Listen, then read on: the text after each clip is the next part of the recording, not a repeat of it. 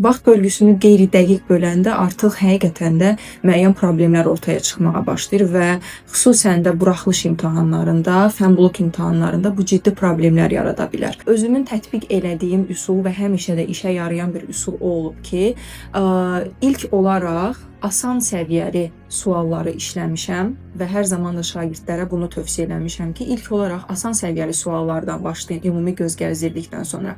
Əgər gördünüz ki, sual çətindir və bir qədər sizin zamanınızı alacaq, düşünməlisiniz, analiz eləməlisiniz, bir qədər sizin keçmiş mövzuları yadınıza salmağa, xatırlamağınıza zaman lazımdır. O zaman o sualın üstündən keçin, kənarında işarə qoyun və növbəti asan sualları həll edin. Sonda zaman qalan kimi yenidən geri qayıdın həmin suala və bir daha nəzərinizdən keçirin. Çünki bəzən olur ki, eyni bir sualın içində biz çox düşünürük, çox analiz edirik və o kör nöqtə deyilən bir məqam olur da, həmin o kör nöqtəni görə bilmirik. Amma fokusumuz başqa suallara yönələndə, beynimiz daha asan sualları işləyəndə, biz yenidən həmin çətin suala gəlib baxanda avtomatik olaraq həlli bizə gəlir.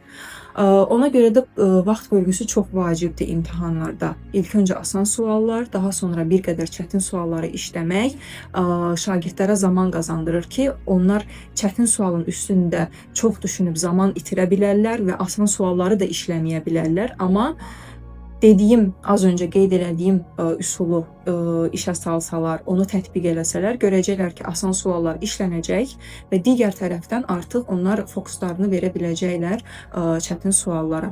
Ona görə də imtahanda, İstər sınaq imtahanlarında olsun, bunu özlərində yavaş-yavaş tətbiq eləməyə başlamaqları daha düzgündür. Çünki bu bir vərdiş halını alacaq artıq və istər-istəməz zamanla işləyəndə, sualları nəzərdən keçirəndə artıq bu vərdiş halı onlarda oturacaq.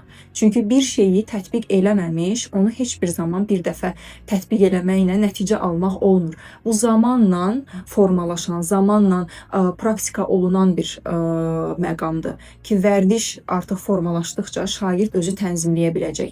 Bu həm də onun psixoloji tərəfdən imtahana hazır olmağına gətirib çıxarır. Çünki şagird əgər sualları özü tənzimləyə bilirsə, asanlıq, çətinlik dərəcəsinə görə müəyyən bir müddətdən sonra imtahana girəndə, hətta sınaq imtahanlarına girəndə belə artıq özü tələsmədən, psixoloji baskı hiss eləmədən rahatlıqla sualları tənzimləyə bilir.